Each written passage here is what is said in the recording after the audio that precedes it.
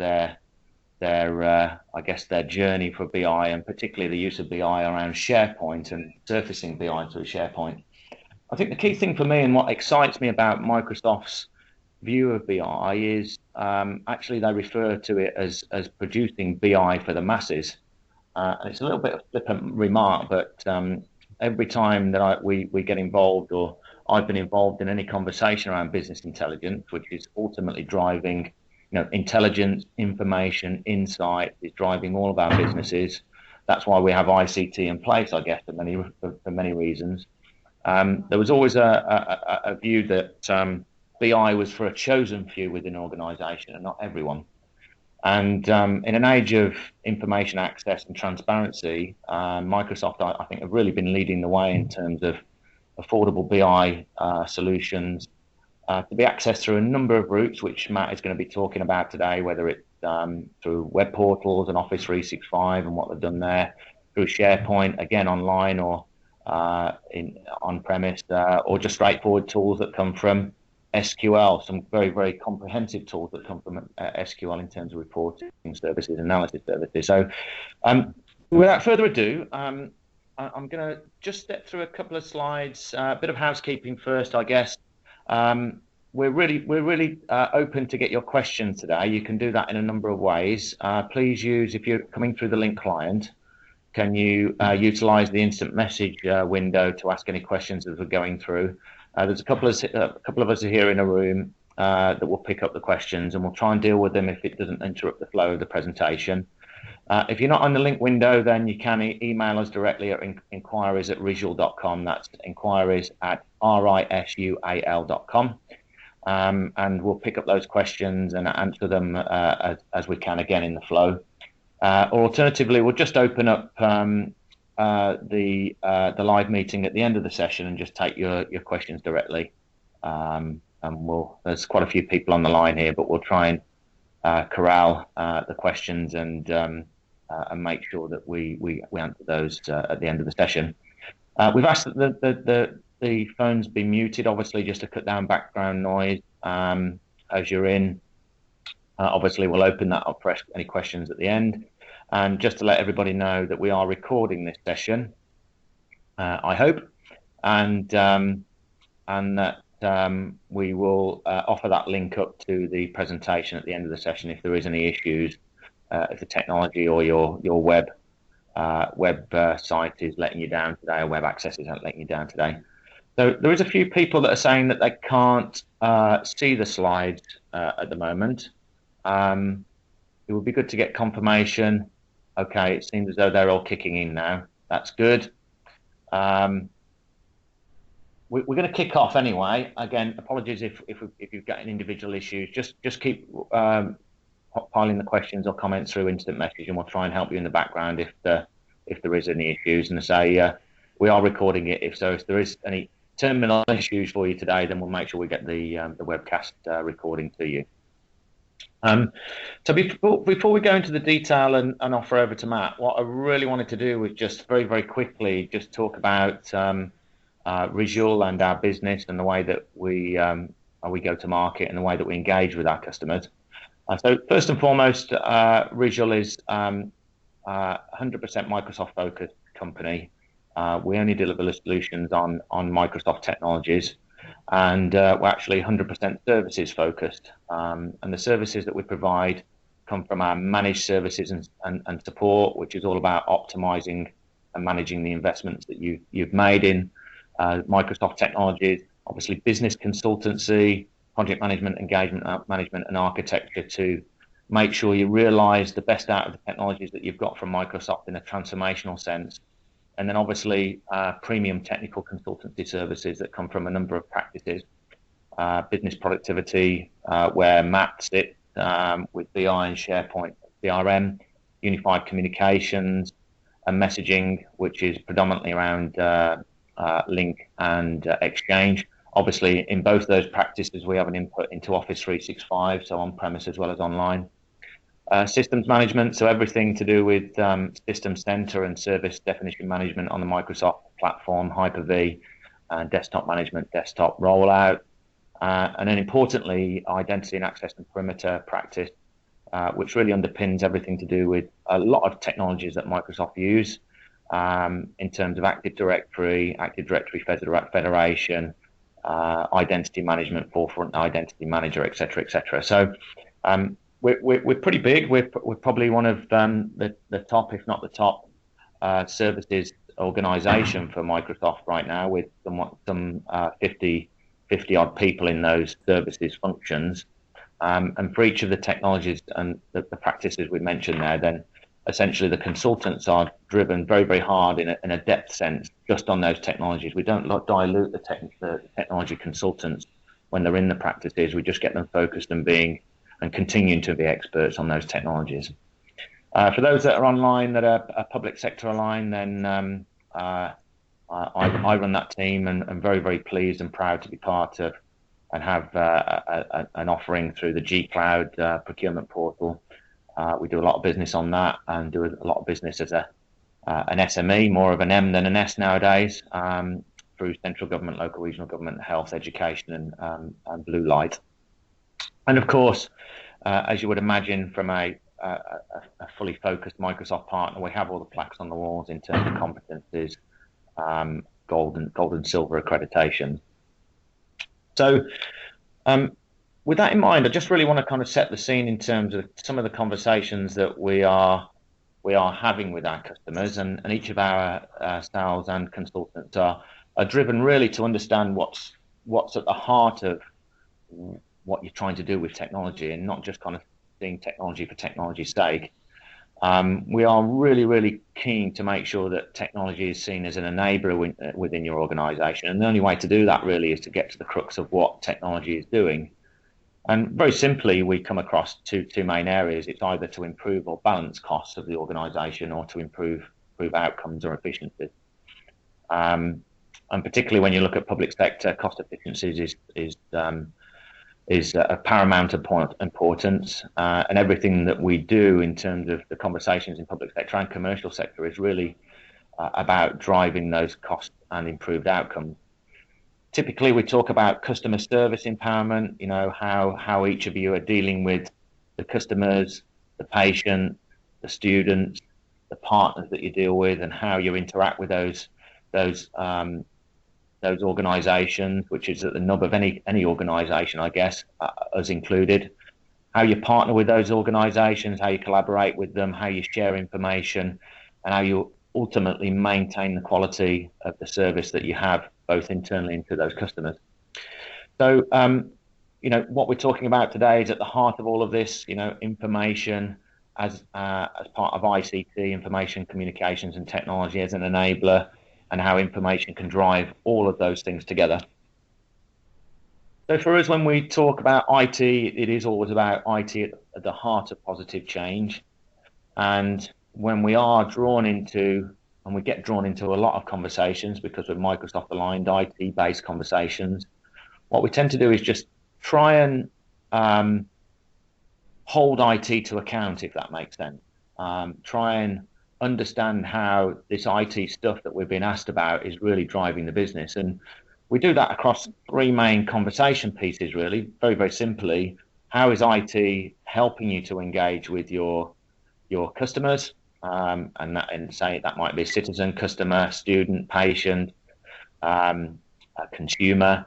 If we know what that engagement strategy is, which is at the pinnacle of what you're doing as an organization, then how do you empower your workforce to deal with that strategy? And then equally, if we know what that workforce empowered strategy is, then how do we provide an infrastructure underpinning that really is driving the very best of enhanced operations, processes, and systems.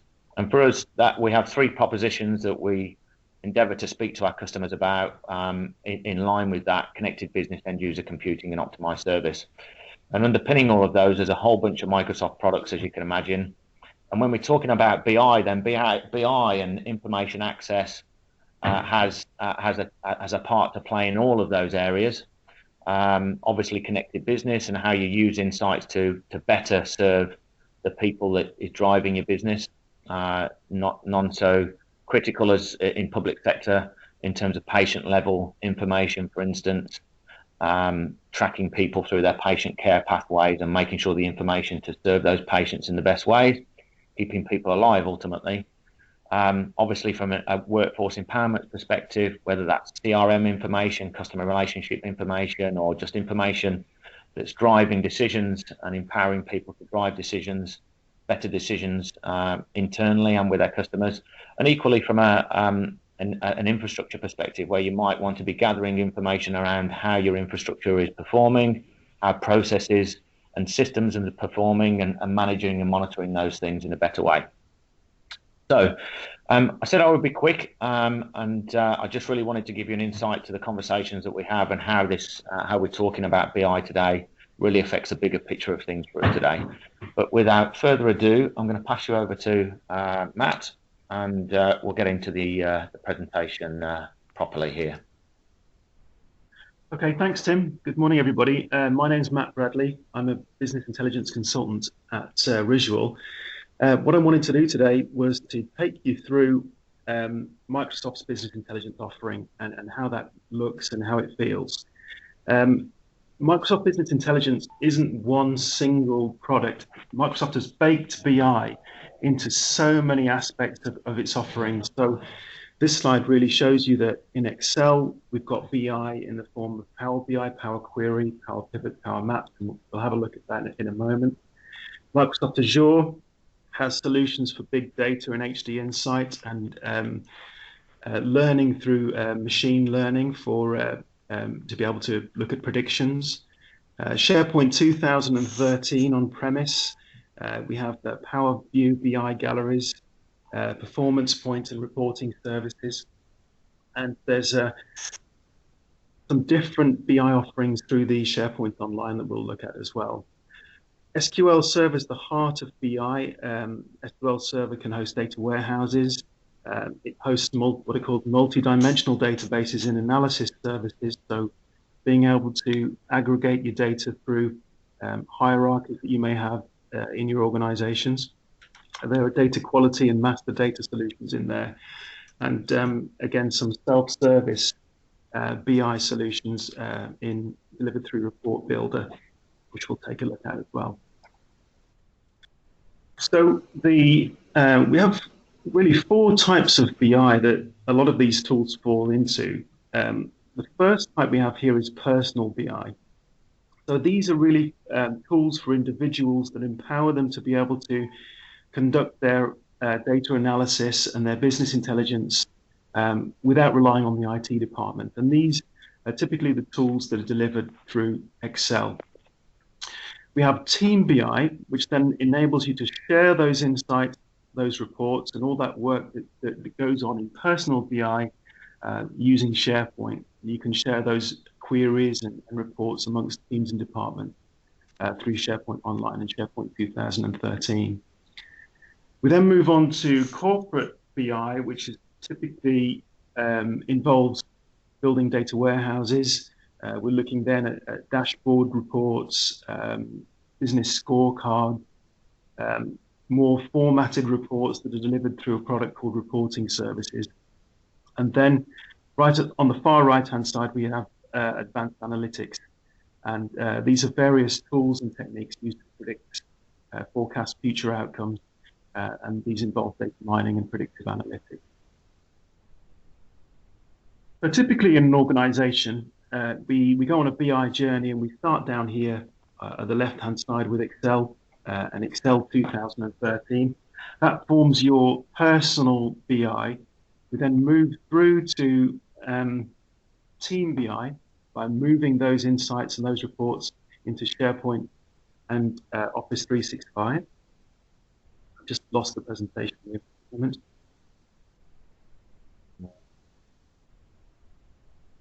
Okay, got it back again.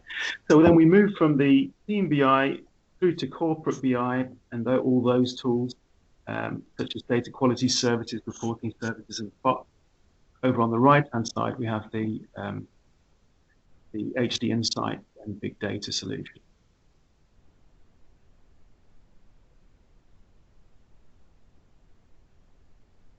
Just bear with us a second, guys. We just seem to have had a slight issue in terms of the network. Oh, we're back We're online. back on. Okay. Yeah. Great. So the personal BI delivered through Office 2013. SQL Server underpins some of the team BI and corporate BI, along with SharePoint, and Azure underpins the analytics. So we'll start with personal BI, and we're going to have a look at those tools: Power Query, Power Pivot, PowerView, and PowerMap. I'll show you those now. The data mining, which is an add-in for Excel, we'll actually come on to in 4 weeks' time. We have another webcast on big data and predictive analytics. So we'll cover that later on. I'm just going to go ahead and share my desktop here. Just got a couple of people on the instant message site saying that the transition of the PowerPoint slides was halted, but it seems as though we're now, as Matt shared his desktop, that it seems to have now engaged. So hopefully that's good news. So Power Query is a downloadable add-in for Excel 2013 and 2010. You can get that from download.microsoft.com, or if you go to powerbi.com, I'm sure it's available there. So what this enables you to do is to pull in data, so extract and transform data from multiple data sources. And just to give you a flavor of the breadth of data sources that we can pull in from in Power Query, we've got SharePoint lists. We can pull data from Azure Marketplace. So these are commercial data sets that you can buy from Windows Azure Marketplace. We can pull in even from Facebook, from Active Directory, Microsoft Exchange. We have a number of database data sources.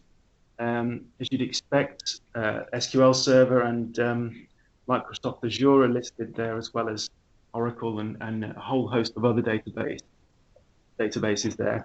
You can pull in CSVs, XML from a web page, and we can also do an online search for data source.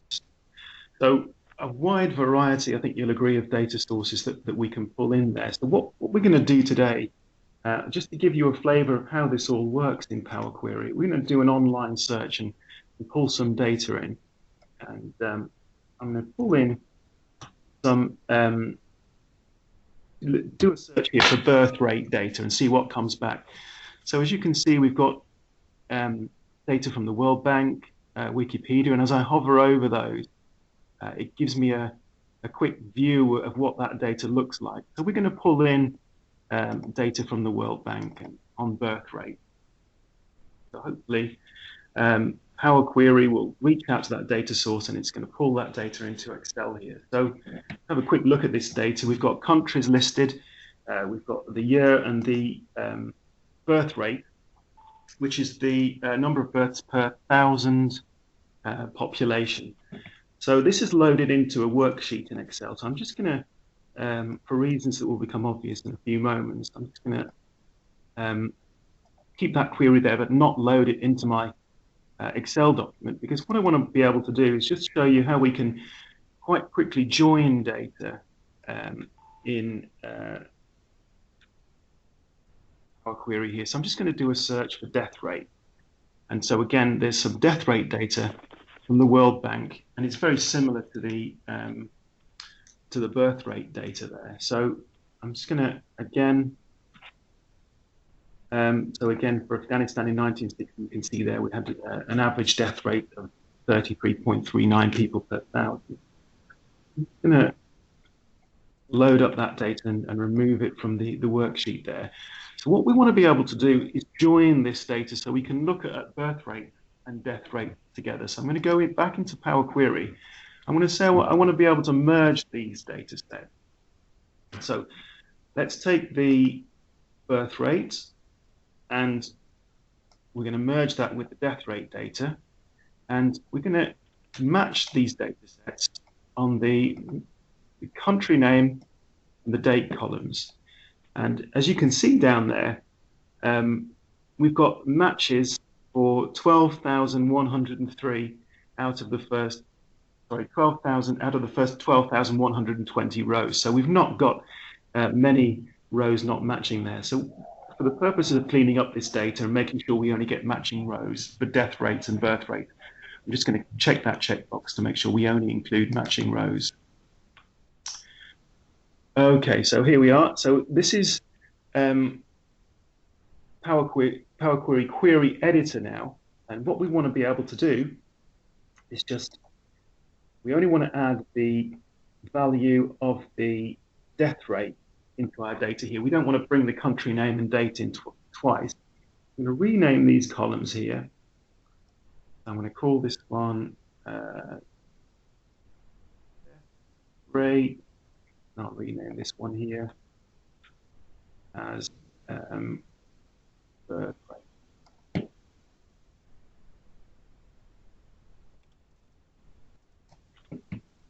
So what you can see here in the applied steps, the steps that I've carried out.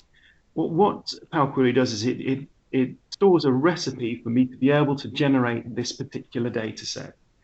So I'm going to, now that I've got my birth rate and my death rate, I'm going to close and I'm going to load that into the data model. So rather than load this data into a worksheet, I'm going to load it into my Power Pivot data model. Now, Power Pivot, again, is part of Power BI, and it's an in-memory database for Excel. So it's actually, for people that are familiar with analysis services, it's the desktop implementation of analysis services. So we'll be able to see that data, this merged data, in Power Pivot now. So I'm going to go into Power Pivot and hit Manage there. So again, Power Pivot is an add-in, downloadable add-in for Excel 2010. It's available with 2013 out the box, so you just need to enable that there. So what we've got here is a table of our merged data in Power Pivot. And what Power Pivot enables us to do is it enables us to define complex calculations and aggregations on this data. And that's using something called a language called DAX, Data Analysis Expressions, which actually is very similar to the formula language that you use in Excel. So what we're going to do here is just going to add, just to show you what you can do in Power Pivot, a calculated column on our data here. So I'm going to add the, I'm going to take the birth rate, I'm going to take away the death rate, and I'm going to rename that calculated column as growth rate. So just to give you a flavor of the power of Power Pivot, what we can do in here, in this diagram view, we've only got one table, so it's the simplest Power Pivot model, but potentially we could go back to Power Query, source more data from maybe one of the Azure marketplace data set that provides us with our countries and region and continents. And of course, this would enable us to then analyze our birth rate and death rate data and roll up that data into regions and continent levels. But for the purposes of simplicity, we're just going to keep this here as one single table. So we've got our data. I'm going to save my work there. Now what we want to do is see what kind of visualizations we can get. So we're going to go here and we're going to add in a Power View. So Excel's just working on opening a Power View sheet here. So very quickly now in Power View, we're going to take the country name. Let's take the country name and we'll take the birth rate. And what I can show you here is let's just map that. So in fact, we're going to put that data on a map. So Power View here, reaching out to Bing Map, will actually map this data. So we'll see all the countries that we have in our data mapped across the world there. Just thinking about that for a moment. I think we've probably got quite a large data set to map here, so it's taking a short while. Whilst that's doing that, I'm going to remove my workbook queries tab here. Hopefully that maximizes the space that you can see there. That's taken a short while to think about that. So in the meantime, let's just go ahead and insert another PowerView whilst that's calculating, and give you a sense of the types of visualizations we can do in here. So let's take the birth rate and the date.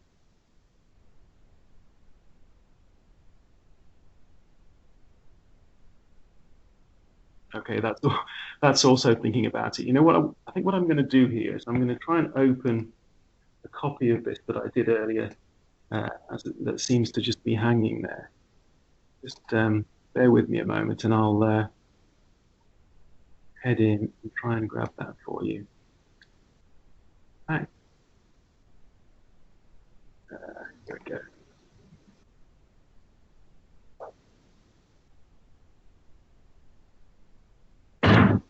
So in true Blue Peter style, hopefully we'll get one up here that I did earlier here. So this, a couple of visualizations here. This actually is a bubble chart based on this data.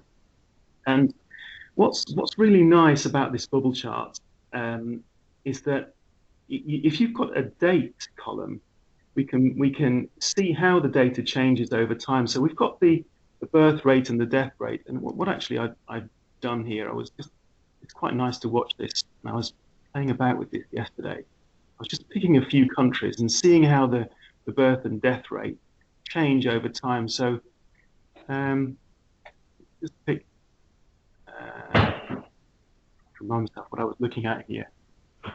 Just pick a few more countries in here so we can have a look at that. But if I play this, if I hover over one of the bubbles here, we can see we've got Bosnia and we've got Serbia in there. And I play from the data that we've got, actually, just to mention, from Power Query, starts from 1960 and runs up to what looks like 2011, 2012. So we can see, as we move through here, you can see the birth and death rate changing. And there's a country that's just gone mad there, and that's just, if we can halt the playback and just go back, see what happened there. The death rate around the early 90s rose hugely, and if you see the country there is Rwanda. So I'm just so you can catch that, I'll move that back, and so you can see then that it gradually dropped again as we move towards 2011, 2012. And of course, then what you can do then, if you get into Bing and you do a search for Rwanda, and at the early 90s, you could see that things weren't going well over there at that particular time, which caused the death rate to spike. So bubble chart's really nice just over time to see what happens, and we can add more countries in here and play this back and see what happens. Obviously, as you'd expect, the overall trend for birth rates and death rate is going leftward and downward. The death rate tends to be dropping and birth rate tends to be dropping over time. So move on to another. Matt, just on the bubble charts, I saw a great demonstration of this at Microsoft. So I guess what we're talking about here is information access and offering up new and interesting ways for people to generate their own reports, I guess, through SQL and SharePoint. And I guess in many respects that offers up a problem as well, because while somebody might absolutely see that database as a critical piece of technology and put all the resilience around it, but actually what becomes critical is the reports that are being generated off the back of the SQL database. And therefore, in the bubble chart that I saw a long time ago, it was interesting. It gave a view of how many new reports are being built on the SQL database daily, and how long do those reports last. So actually using the BI to track BI, if that makes sense. Yes, yeah. So it was just interesting, that concept, because suddenly you get to think about, well, what are people reporting on in our information stack? What becomes a critical report, because usage grows over time and continues to grow as a critical report, rather than something that's just sporadic, i.e. it's used for one day, used for one thing, and then just peters out. So the bubble chart really showed that really well in that scenario. This is quite a common scenario actually in BI, that in many organizations, what tends to happen, you get real bloat in the number of reports that are out there. It can quite easily get into hundreds or even thousands. So that you end up having a BI project to track your BI and see how it's being used, and which of those reports which are still being used and which aren't. Yeah. So we've got some nice data here, a birth and death rates over time. And let's see if I can insert another PowerView here just to show you that mapping capability that we've got. So I'm going to pick, again, country name and just the birth rate, and let's try and transform that into a map. That's going to work for us today.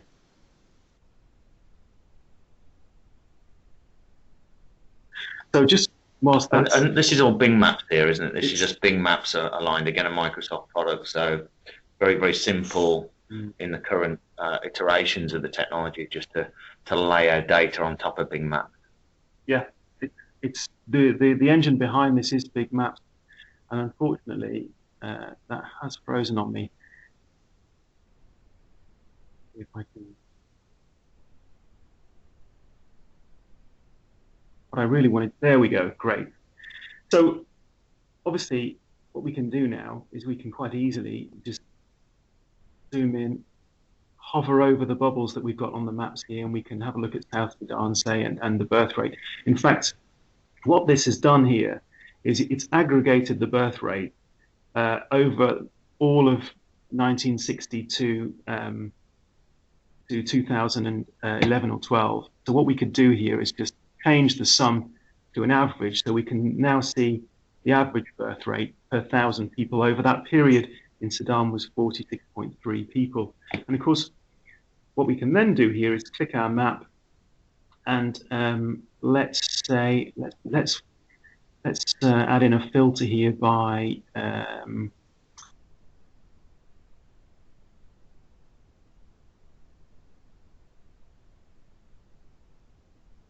the average birth rate, and say we're only interested in the average birth rate in the last 3 years.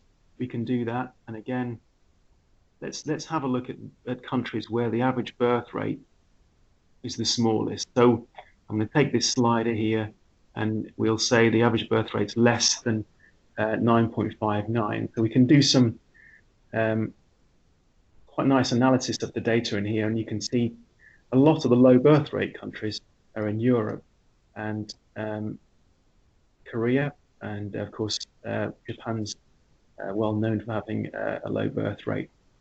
So Matt, just as we're talking through this, I guess one thing that we've not been very specific about here, and is actually you're just manipulating data here through our well-known BI tool of choice called Excel. Yes. Yep. And I guess that's critical to what I was saying right at the beginning of this conversation around BI for the masses. It's allowing you to connect to live data, have it controlled, have a lot more flexibility and fluidity in how you use it, and how you mash that data up and visualize it. But it's using Excel, right?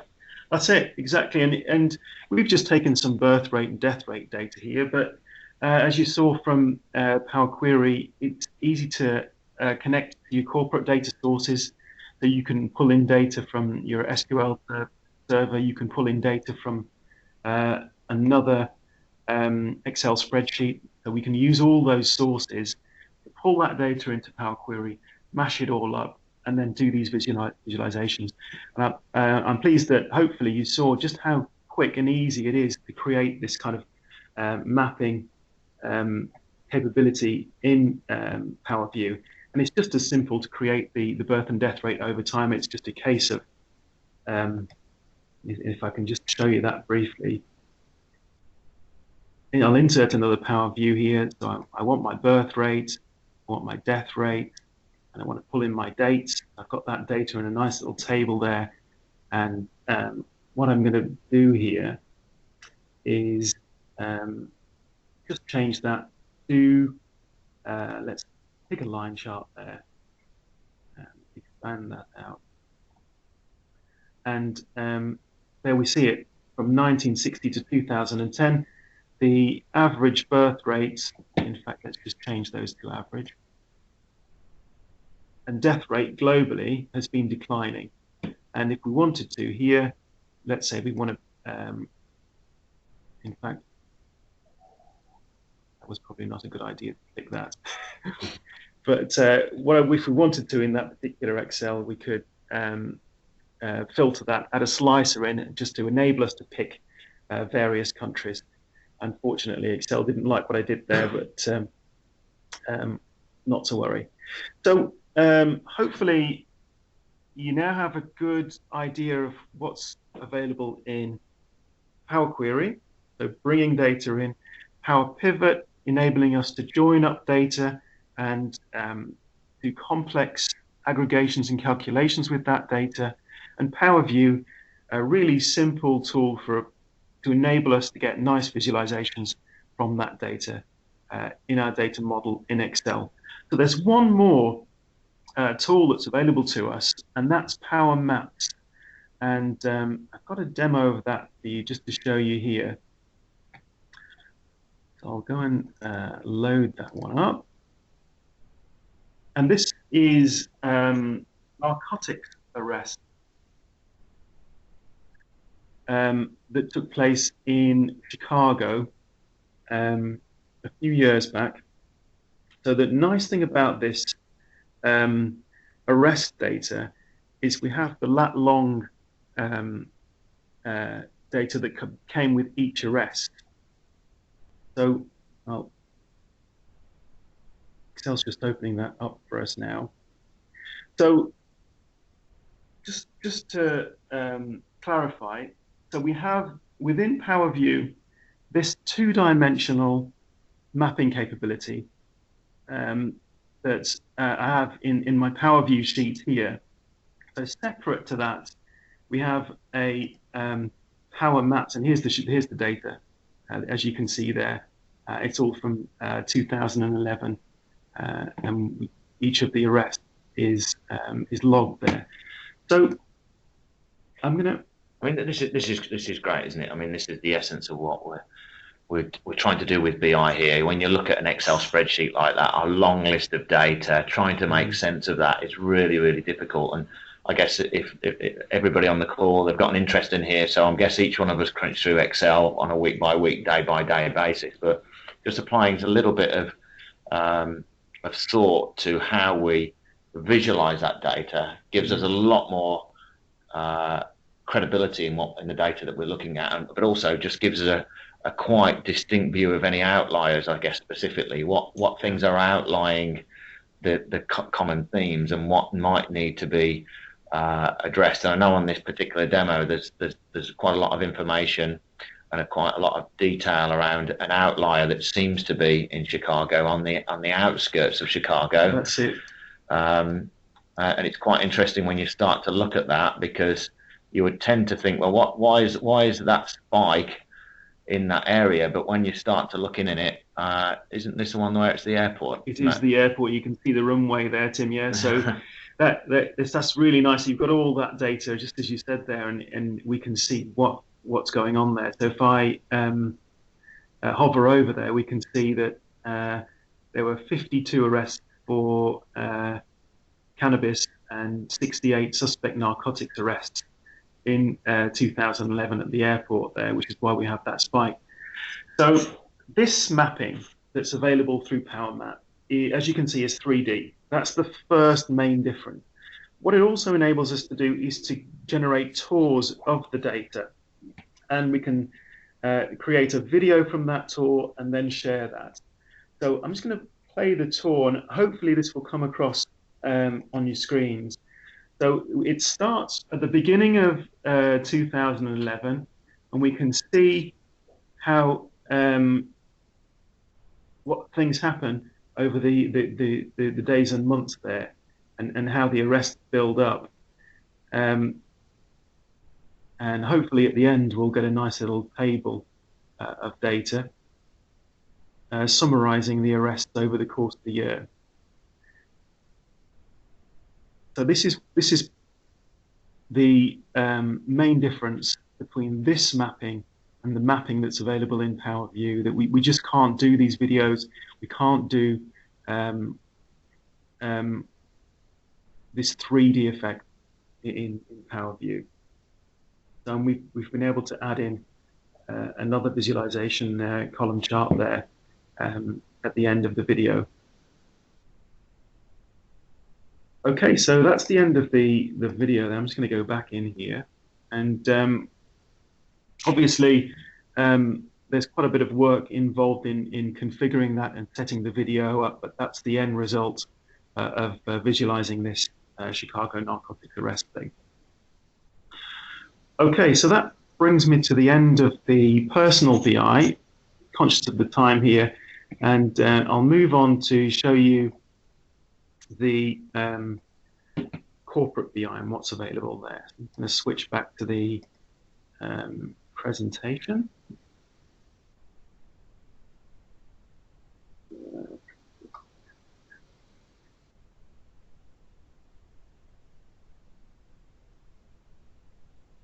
So hopefully you'll see the slides appear on your screens there in a few moments.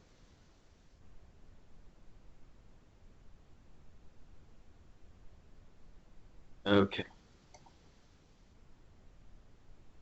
So I could just advance the slide forward.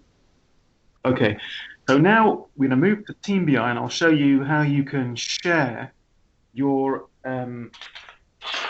insights that you generated with your personal BI. So with the options that we've got here are SharePoint 2013 on-premise, or Power BI for Office 365 in SharePoint Online. So without further ado, I'm just going to switch back to my desktop sharing.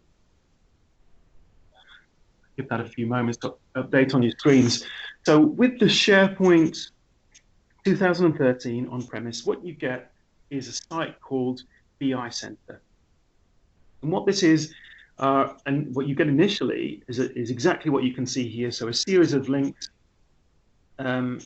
showing you how you can mash up rows of data using Power Pivot, designing reports using Excel and PowerView, and also sharing reports using Excel services.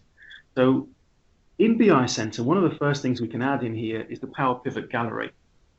So those Excel reports, those insights that we generated as part of our personal BI, we can upload these to SharePoint. And as you can see here, I've in my Power Pivot gallery. Power Pivot gallery is nice because it shows you thumbnails of your Excel workbooks. Unfortunately, at present, the PowerView worksheet in your Excel documents don't appear as the thumbnails. We just get the X there. That's why we've got the X on our birth rate. But some work I was doing looking at notable movie deaths in 2001, which doesn't involve PowerViews. I think we were looking at pivot tables there. You can see the thumbnails appeared there. So I'm just going to click through. So all I've done here is taken the Excel document where we've analyzed the movie data, the birth rate data, uploaded that to SharePoint. So other team members can go in, they can have a look at the bubble chart, they can play with the interactivity, so they can play this through as we did in the Excel client there. We have all the filtering options here through the browser. So my consumers of this report, they don't necessarily have to have Excel installed on their machines. They can just go straight in. They can log into SharePoint, and they can have a look at the visualizations there.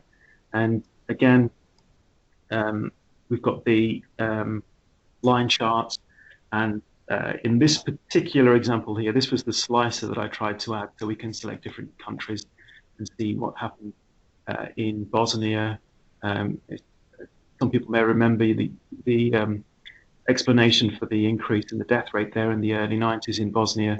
We have a look at somewhere like Belgium, which is very crooked in terms of the line there in the birth rate and death rate data. So that's Excel services. This Excel services shows you your Excel documents in SharePoint Online, so you can share those immediately with your colleague. So I'm going to go back to the BI Center here. And one other thing to show you, we had a look at PowerView for Excel 2013. PowerView is also available in SharePoint 2013. So I've got a data connection out to AdventureWorks, which is a sample Microsoft database. And this is an analysis services model, so it enables me to do all the slicing and dicing and aggregating of data. And so what this is, this goes to self-service BI. So team members can come in here, they can create their own Power Views. So for example, let's look at just to create a very simple visualization to show you here. And this works in a very similar, if not identical way to Excel. So we're going to pull in the calendar year, and I want to be able to see, thinking about that a moment, my internet sales by calendar year. So what have we got in my internet sales here? Internet total sales, let's try that. Great, so immediately, within a few moments there, I've been able to create a Power View within SharePoint, and I can save that, publish it to SharePoint, and then colleagues can go in and they can interact with my Power View. And just as I can in Excel, I can add various filters, slices to my Power View. So just to confirm here then, Matt, again, just for clarity on the call, everything that we're showing here is delivered through SharePoint, whether it's Excel web services or as we're showing here, which essentially means that's web delivered. Yes. There isn't anything that is needed on the client to specifically ask this, get access to this data. So just gives a lot more flexibility on the type of devices that people can use, as long as they've got web access. Then this is being delivered as a web client, it's not a SAP client. Exactly. So if you're in the situation where you want to be able to use PowerView, you have SharePoint, but you don't have Excel 2010 or 2013, you can use that in the browser in SharePoint. And of course, the great thing about all these self-service BI capabilities is that you can create these nice visualizations and insights without involving the IT department. So this connects to a back-end analysis services database that may be managed by IT, that contains all the metrics and organizational hierarchies and data hierarchies that I need, but then I can just go in here and very simply create some nice visualization. So that's the capability that's available in SharePoint 2013 in terms of team collaboration of BI. What we've got here, and let me just go back actually, is the SharePoint Online. I'm going to head back to my homepage here. And what we get through SharePoint Online are Power BI sites. So I'm going to click on my Power BI site there. So I create my visualization, my Excel document, just as we did with the birth rate data, and then I upload that into my Office 365 SharePoint, and it appears here in Power BI. And I can see, as you can see, I've got quite a lot of the sample data in here, and some folders with other reports in there. In terms of self-service BI, what you get with SharePoint Online is this fantastic Power BI Q&A. So without any technical knowledge of the underlying data, we can just ask it questions. So in here, I can just, if I wanted to know what the land area of the UK is, I just happen to have an Excel workbook with data in it, with all kinds of data about countries. So let's land area of UK. Okay, so it's going to tell me in square kilometers there what the land area of the UK is. So let's have a look at population of UK. So that's the current population, and let's have a look at that between 2000 and 2010. Okay, so as you can see, that's way too high. So what it's done is it's aggregated the population each year between 2000 and 2010. So what I'm going to say is by year, and there we go. So what Power Q&A, sorry, has done there is it's mapped it for me, and I can change the visualization here and explore the result in more detail. So this is a really powerful tool here.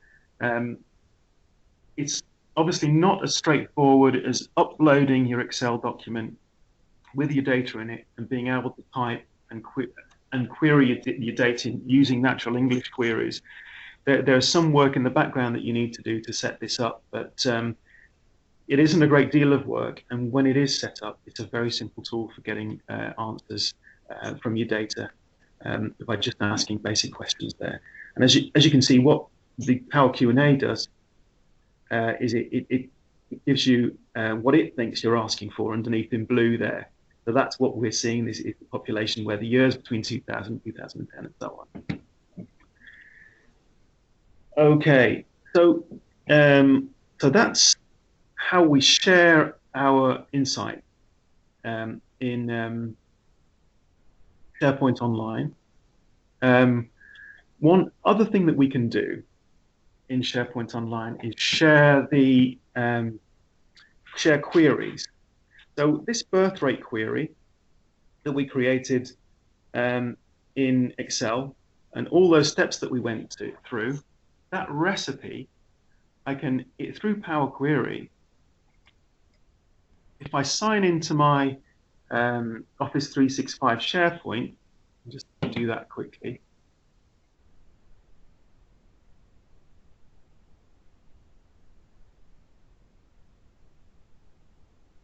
Okay, not like signing me in for some reason.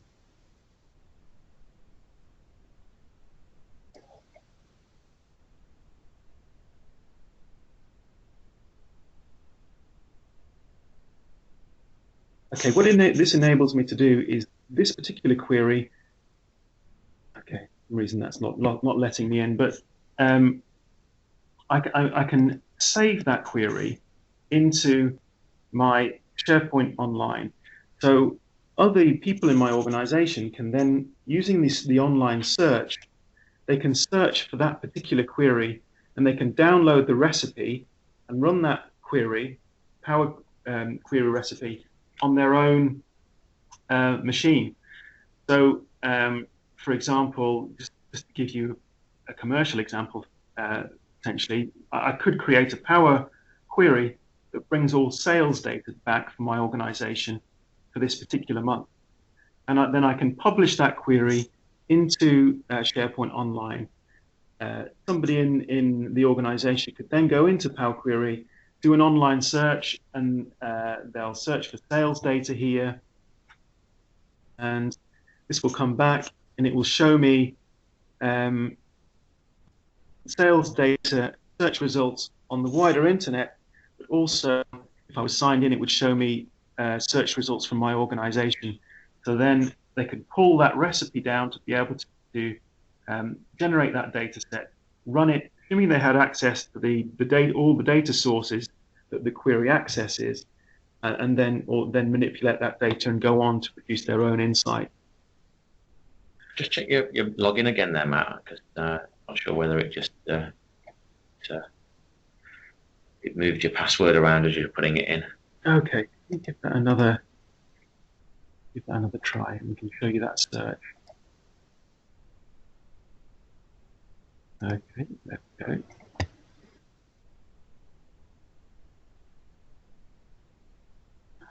Let me type in.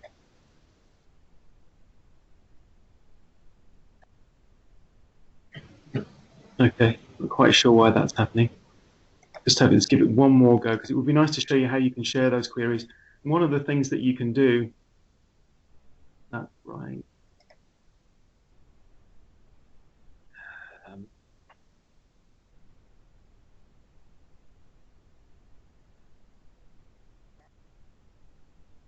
Third time lucky, or maybe not. No. Okay, so apologies for that, but one of the things we can do, just going back to the it doesn't seem to be letting me in anywhere now. Let's try here.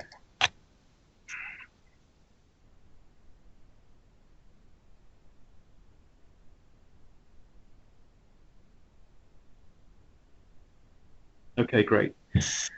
So when I've shared my query in Power BI, I can go into my Power BI site here, and I can I can have a look at my data here, and it'll show me all of my queries that I've shared. I can then also track how many people in my organization have used my query, how many times it's appeared in search results. So again, going back to what Tim was mentioning earlier, just tracking usage of BI and making sure that what we've got out there is useful to people. We can track how many times my query has been shown in search. So as you can see here, not many people have been using my particular query. Click on my queries. So these are my queries that I've published. So I don't have many queries there, but that's very useful for looking at overall usage. Okay, so one last thing to show you on the SharePoint Online is the mobile app. So I've got this up on my laptop here. It's available in the Windows Store. So this connects to my SharePoint Online, and it shows you my favorite reports in here. So as you can see, I've got some university attrition data. Again, there's a birth trends sample in here. And just to show you some of the newer capability that's come out recently with Power BI, once this loads up, there's some forecasting and hindcasting capability. So what we can do when this loads up is take the birth rate data, and there's an algorithm in there that will show you what it thinks is going to happen. So if we drag this arrow here, we can go forward from this point and see what the birth rate trend. Let's just slice on United Kingdom data here. So looking at the predictions for United Kingdom for the birth trend, it looks like it's going to go up.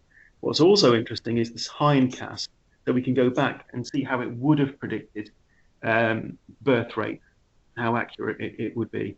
There's some interesting stuff in there and some filter analysis. So in the interest of time, I just wanted to go on and show you what's available at the corporate BI end. And so we have reporting services.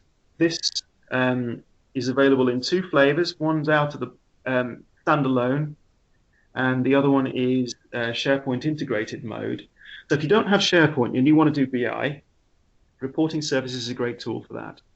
So reporting services, and I've just got some System Center reports here I'm going to show you, is a really great tool for creating standard organizational reports. You can have them email out on a schedule. You can make them so that they're easy to print. If people wanted to do handouts, it's a really great tool for that. In the SharePoint version of reporting services, you can also set up data alerts. So if for example, if we were tracking incident data and the number of incidents raised in a day went beyond a certain threshold that I can configure, I can have it automatically email out to alert me to go in and have a look at my report. So if we were looking at KPIs and one of my KPIs went red, for example, again, I can set up an alert to get it to tell me, so I don't have to go in every day and have a look to see how my reports are doing. So just to show you how these look, in terms of look and feel, the reporting services report don't tend to aren't as visually as pretty as the PowerView reports, but nonetheless, it is still a very powerful tool here. So here's an incident dashboard. So this is Service Center, Service Manager data that allows you to track incident problems and so on, configuration management, and all that kind of stuff. So this particular report is just going to show you some of the incident data in a few moments. So there we go. That's just a basic dashboard I created with some pie charts and charts in there. We can parameterize these reports. I'll show you another one that we have here to give you an idea of how the parameters look. So in terms of look and feel of this tool, there's very little you can do in terms of changing the look and feel of Report Manager.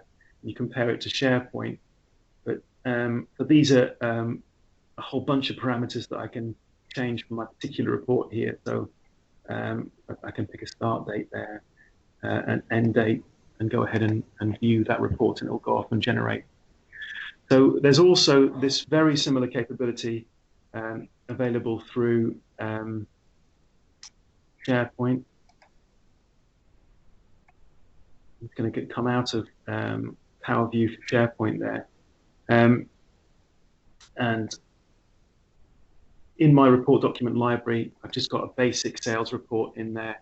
So this is reporting services integrated, very similar interface. If I had parameters, the parameters in SharePoint appear down the side rather than at the top. That's one of the main differences there. So there's also within reporting services a self-service BI capability, and that's called Report Builder. I can just quickly show you that. So this in terms of levels of sophistication, this is a step up from PowerView. So this is a little bit more complicated. Users need to understand the relationship between data. Okay, Report Builder report. In order to generate these reports in here. But this is, again, a client-side tool that's launched from the browser, and there are various wizards that we can go through in here. So if I wanted to go in here and create a tabular report, I'm going to create a new data set. Within this tool, we can create shared data sets that other users can pick up. And I use my Report Builder model and data connection that I created to the AdventureWorks database. And I can pull some customer country data in here. In that, let's have a look at again, sales data. Did that add in? Oh, okay. I'm just going to create a very simple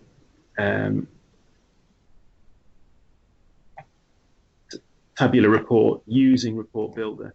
Now, alongside Report Builder, Microsoft's Visual Studio can be used to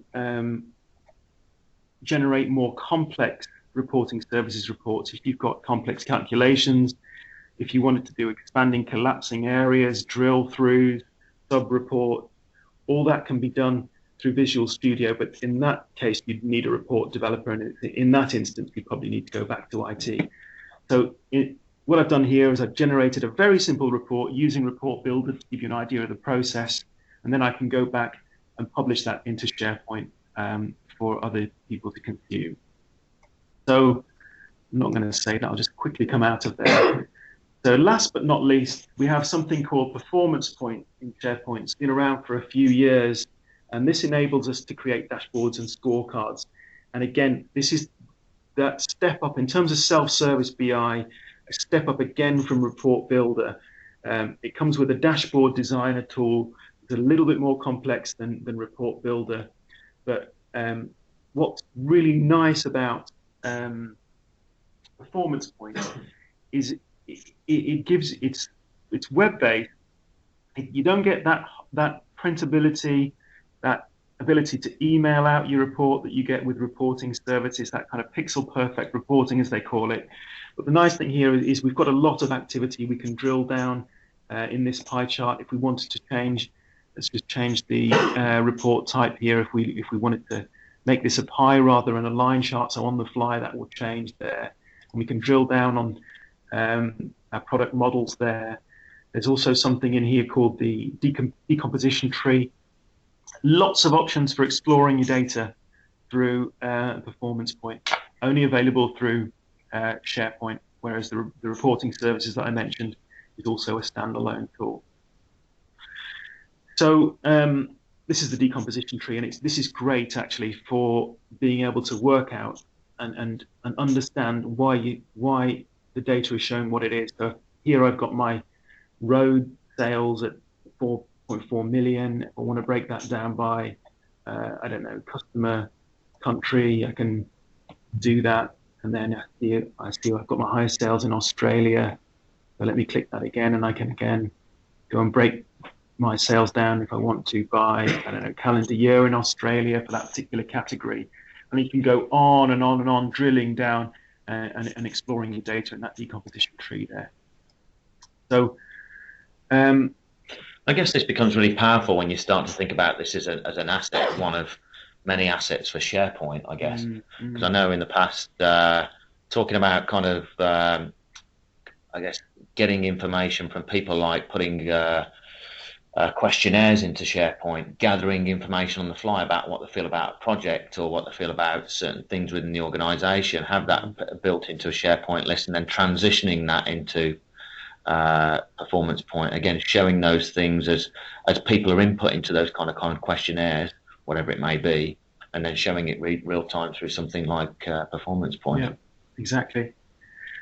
So just to summarize then, for SharePoint we've got Performance Point, got reporting services in integrated mode, and along with Report Builder. So the Report Builder is available both in SharePoint and in the standalone there as well. So you don't necessarily need SharePoint to do your corporate BI. We've also got the data analysis available in the pivot tables from Excel, which you can use to connect your data model. So hopefully that's given you a bit of a tour of what capabilities are out there from Microsoft in terms of personal BI, in terms of team BI, sharing that, in terms of corporate BI. There is one last category that we had in the slide deck there, so I'll see if I can get back to sharing that, which was the analytics category. Now, in 4 weeks' time, we'll be covering this in more detail, so I don't have any demos to show you now, and we're out of time actually. But we'll be looking at the Azure HD Insight, which is the Hadoop in the cloud, enabling you to do big data analysis, the Azure Machine Learning, which enables you to do predictive analytics, and as I mentioned earlier on, we'll also be covering the data mining add-in for analysis services. In 2 weeks' time, we'll be looking again at the Power BI for Office 365 and really drilling in on what's available there online through SharePoint and Office 365.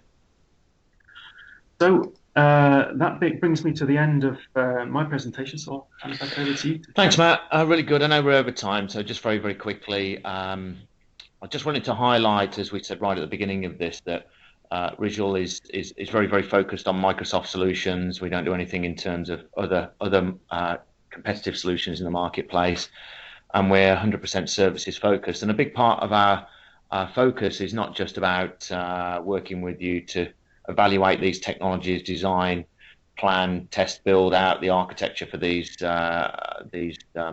solutions, but importantly around monitoring and improving the service through managed services and support. I know there's a couple of people on from Paul Smith today. We're really proud to have Paul Smith as one of our managed services customers and a long-standing customer for us, but just a few names of where we're doing managed services support across these solutions. So please do talk to us about this. I think the interesting thing for me in this is when we start to break down what's really important in terms of information within an organization, and then start to dissect the infrastructure that underpins that: SharePoint, SQL, Active Directory to get access to it.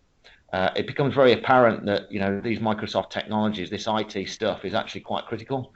And particularly if you think about what we're saying around specific reporting needs or specific reports that are being delivered into your organization, we can help you step through and dissect what technologies are underpinning those specific point and click reports that are probably very, very important to certain people in the organization. So in addition to that, I just wanted to highlight, as Matt said, that this for us is part of a whole bunch of things that we're doing from Visual. We're very, very active in terms of doing live meetings and webcasts. There's generally one going on a week from ourselves. We tend to do them in sets of threes, a series of threes around, as Matt was saying, around BI or Link or SharePoint or the wider transformational propositions. Following on from that, there is our intent really to do these, if there's a real need or real interest, to do what we call knowledge share workshops. Really just get people in a room, dozen people in a room, start to go through some of this stuff in a little bit more detail with a consultant in the room, start to map out how this can be utilised for yourselves, any issues, any challenges, any real areas of interest and success that might come out of that. So please do look out for those. There's a whole bunch of things that we've got in terms of quick starts and proof of concepts for these technologies if you just want to tip your toe in the water and see whether it's right for you. Obviously, if you just want to get on with it, then there's a whole commoditized approach that we have in terms of design and planning, test, build, deploy for you. And for the Office 365 elements of this today, there is initiatives from Microsoft aligned to fast track that might allow us to look at some kind of funding through that initiative based on a commitment to the platform. So with that, I know we're over time. We haven't been getting any questions on the instant message today. Christine, I don't know if we've seen anything from inquiries, but happy to open up the line and just see if there's anybody that's got any immediate questions for Matt or myself, and try and answer those now. Chrissy, can you open up take everybody off mute for us? Is that okay?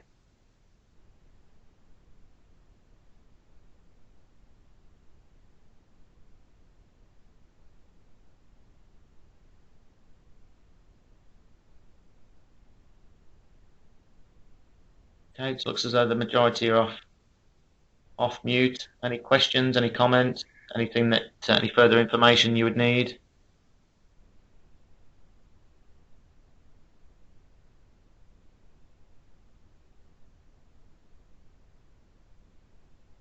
Okay, so we're just getting some things typed on instant message here.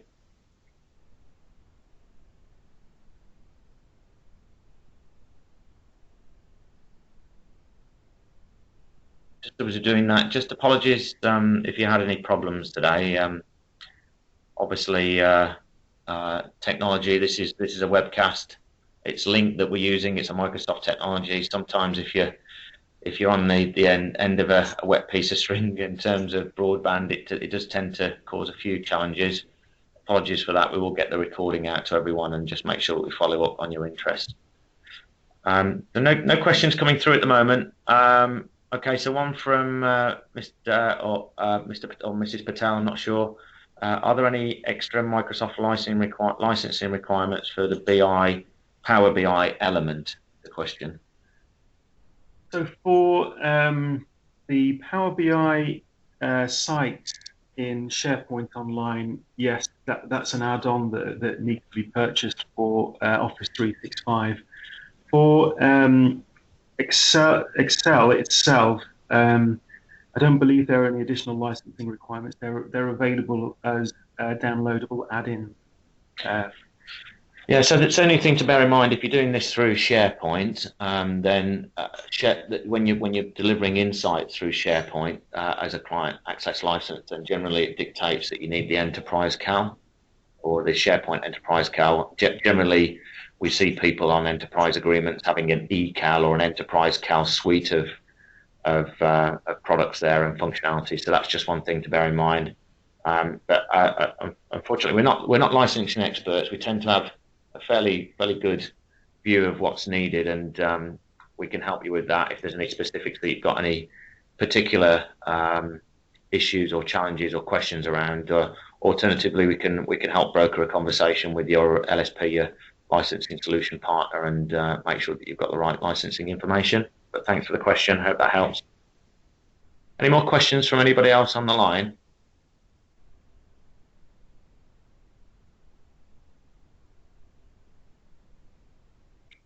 Okay, great. So again, thank you very much for joining us.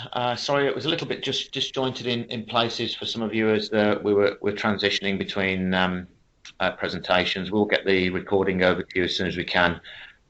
Please don't be surprised if you get a call from one of our guys just following up and asking what you thought. We love to get feedback from you just to make sure that we're doing the right thing with these live meetings.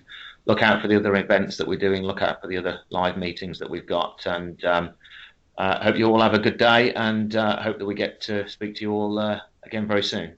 Thanks a lot, everyone.